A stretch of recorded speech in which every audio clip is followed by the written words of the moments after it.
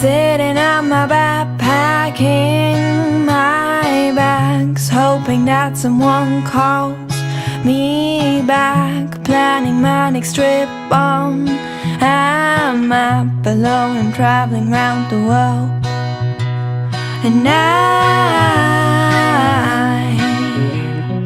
love the adventures that I have. I'd just like to have a place to come back, a warm house of friends to tell them.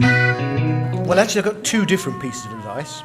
So the one piece of advice is kind of advice on life in general, which is carpe diem, which is seize the day, because you never know what tomorrow's going to bring. And the second one is don't let the buggers grind you down, and kind of enjoy yourself, have some fun. Next time I pack my bag,